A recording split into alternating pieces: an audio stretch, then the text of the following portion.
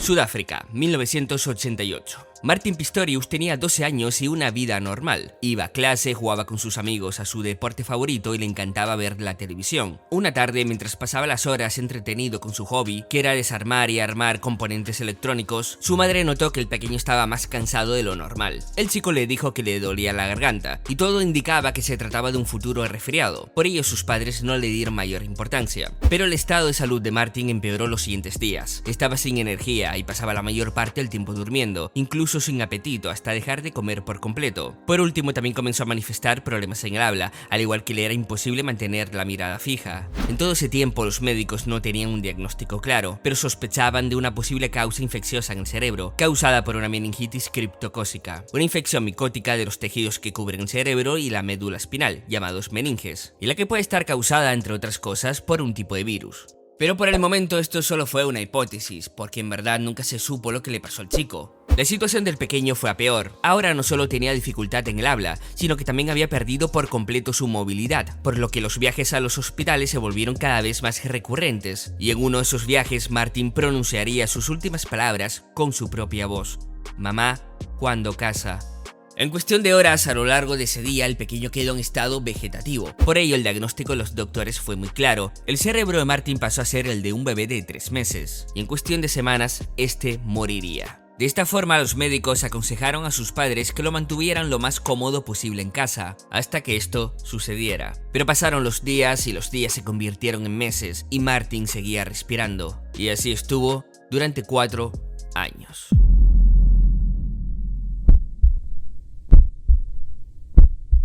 Quiero contarles algo para que entiendan el verdadero infierno que pasó Martin a partir de ese entonces. El coma es un estado profundo de inconsciencia a nivel popular. La persona está viva pero es incapaz de moverse o responder a su entorno. No escucha de forma activa ni vuelve en sí de un día para otro y mucho menos está durmiendo o viviendo un estado de ensoñación. Pero Martin jamás estuvo en coma. Esto fue una mala interpretación de los medios de comunicación. Martin estuvo en estado vegetativo sin conciencia, como dije antes, con la capacidad cerebral de un bebé de 3 meses. Porque como verán después, el coma es muy diferente al estado vegetativo. Por ejemplo, en el terreno médico existe un amplio abanico de diagnósticos relacionados con la ausencia o presencia de la conciencia. Esta tiene 2 dimensiones. Una a nivel clínico llamado arousal, que es el nivel de alerta de la persona, es decir, si está despierta o no, y la segunda dimensión es la conciencia en sí. Así, por orden de gravedad, se sitúan las distintas alteraciones de la conciencia. En la base se encuentra la muerte cerebral, con un pronóstico devastador, en la que el paciente no tiene ni alerta ni conciencia, y en la que no existe ninguna función cerebral. Y a continuación se sitúa el coma, en la que tampoco existe alerta. La persona no está despierta ni existe conciencia, no hay contenido, pero sí existe un mínimo de funcionamiento cerebral. Y luego tenemos el estado vegetativo, que es un estado de inconsciencia completa con cierta apertura de ojos y periodos de vigilia y sueño, que es el nivel clínico en el que estaba Martin.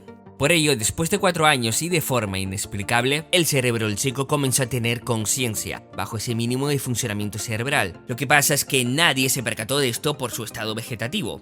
A lo largo de ese tiempo, Martin fue puesto bajo el cuidado de un hogar para ancianos y personas discapacitadas, con su padre Ronnie cuidándolo durante la noche. Y fue aquí cuando empezó el verdadero infierno. A los 16 años, Martin era consciente de todo lo que sucedía a su alrededor. Escuchaba la televisión, escuchaba las conversaciones de la gente, escuchaba a la gente hablando sola en su habitación y sobre todo, veía pasar el tiempo muy lentamente día tras día.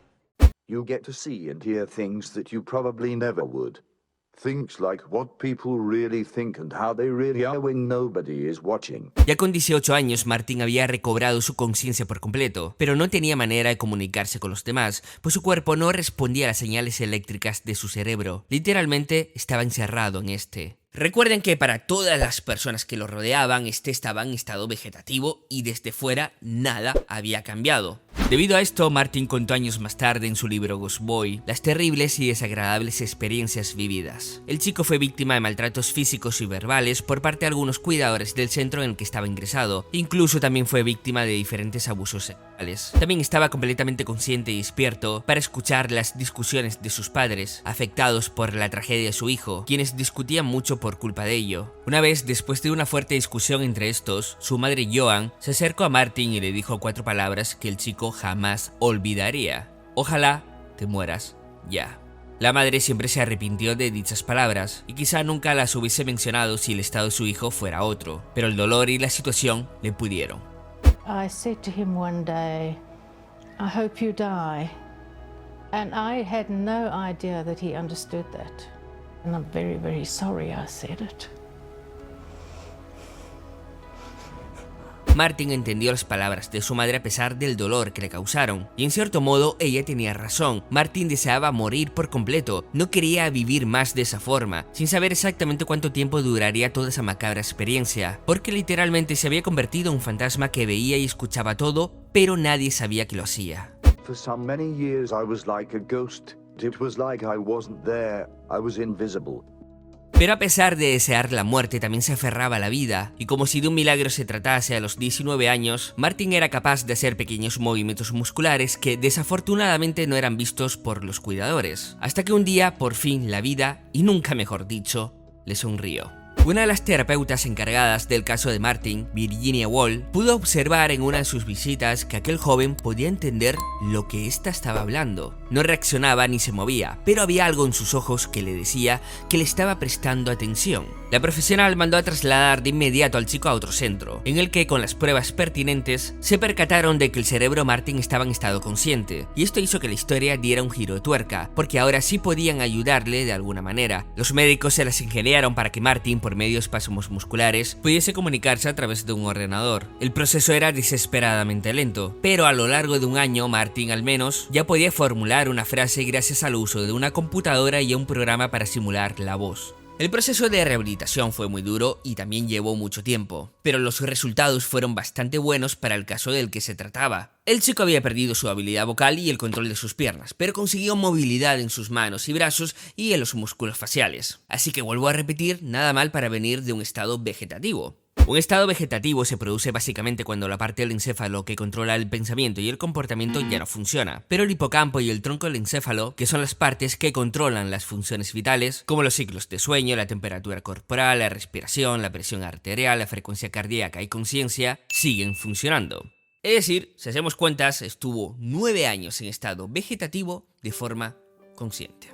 Lo que sucedió con Martin es que la infección que contrajo le produjo un apagón en su actividad del lóbulo frontal, y este área cerebral es la encargada de las funciones cognitivas superiores, como el pensamiento y la conciencia, dejando así únicamente un funcionamiento en el área encargada del soporte vital. Por eso el caso de Martin es único para la ciencia médica, porque después de 4 años su lóbulo frontal comenzó a recibir estímulos eléctricos y a producir activación en esa área cerebral, recobrando así la conciencia y otras muchas habilidades cognitivas. Es más, tanto fue su mejoría que ahora puede conducir un coche adaptado para él. Se casó con la amiga de su hermana, con la que tiene un hijo llamado Sebastián Albert, y actualmente trabaja como programador y diseñador web.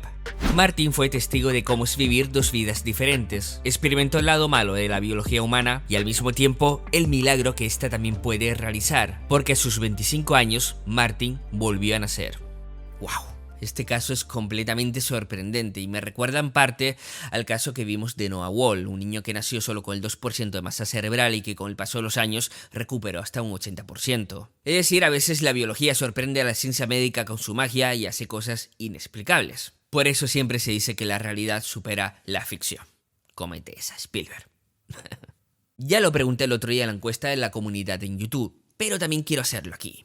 Queridos, ¿qué harían ustedes en esta situación como padres? ¿Buscarían la forma legal o desconectarían si fuera el caso para que vuestro hijo o hija falleciera por motivo a su estado? ¿O lo mantendrían con vida hasta que se apague la luz de forma natural? Es una pregunta que siempre me he querido contestar y la verdad es que no sé lo que haría yo. Creo que al menos yo tendría que vivir la situación para saber el sentimiento que se siente estando ahí, porque a mí se me quedaría esa duda existencial de ¿qué hubiese pasado si hubiese aguantado más tiempo? Por eso les pregunto porque es algo que me parece muy curioso de escuchar a otros. Así que ya saben, déjenlo en la caja de comentarios que les leo. Dicho esto, si les ha gustado el vídeo dejen un buen like para apoyarlo y si lo comparten pues un favor que me hacen. Recordarles que existe un canal de WhatsApp de Mente Humana que tenéis en el primer comentario fijado. Y recordarles que me pueden seguir en Instagram donde estoy más activo que nunca y que si tú eres nuevo y quieres saber más de tu mente suscríbete.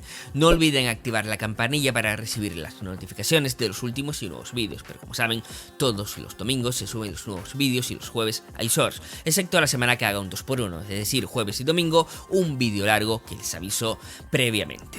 Sin más, sean felices y portaos muy bien. Nos vemos las caras la próxima semana.